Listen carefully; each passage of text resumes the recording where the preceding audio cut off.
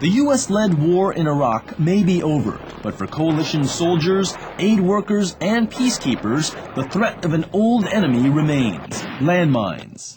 One soldier who should know is Brigadier General Christopher Hammerbeck. 13 years ago, he served as a British commander during the Gulf War against Iraq. It is well known that the Iraqis make extensive use of mines.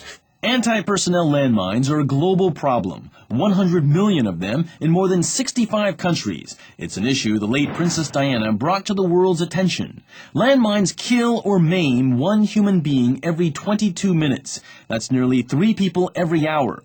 The victims are both civilians and soldiers. The New York Times reports that for American troops in Iraq and Afghanistan, there has been no reliable defense against exploding landmines. But, the Times says, one Asian manufacturer is selling what it calls the answer, a boot based on the technology behind bulletproof vests. This is a test of one boot by the Royal Military College of Science in the United Kingdom. F.K. Lee is the manufacturer. Well, this is the UK standard issue combat boot after 30-gram landmine charge on the ball of the foot. This is the same charge on our boot. As you can see, there's a world of difference. Results showed the boots can provide substantial protection. That has led NATIC, the U.S. Army testing agency, to conduct its own tests. And just before the war in Iraq began, as the New York Times reported, BFR received a flurry of orders, many from American troops in Kuwait, and journalists traveling with them, from CBS, NBC, ABC, and AFP. The combat boot is called BFR, which stands for Blast and Fragment Resistant. The boot was invented by a soldier in Singapore and is now made in that high-tech country using patented technology owned by F.K. Lee's company. Lee compares the boots to crash helmets for your feet. In effect, the foot is cushioned with more than 10 layers of the same material used in bulletproof vests, and underneath that layer of sandwiches are 2 special plates under the sole and the heel to diffuse the explosive blast. This is Fort Benning, Georgia, home to the U.S. Army's elite combat division, the Rangers, who are known for leading the way in combat. The Rangers are among the first American soldiers to be testing the blast and fragment-resistant boots. Army Private First Class Steve McGinnis and some fellow Rangers tested the boots themselves.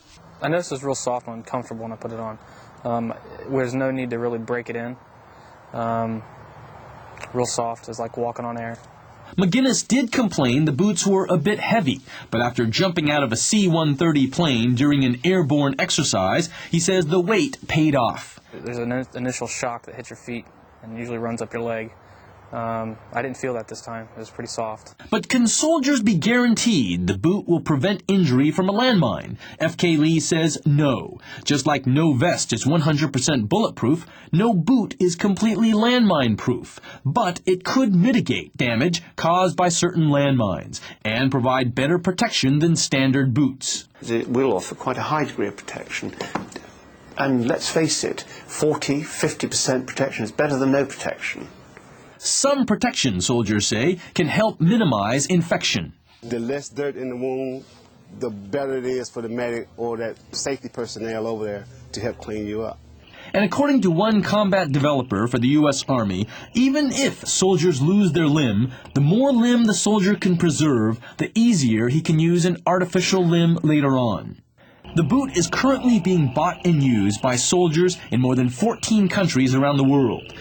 The boots also appeal because of the cost. At just under $200 retail, that's about the same price as other standard issue boots.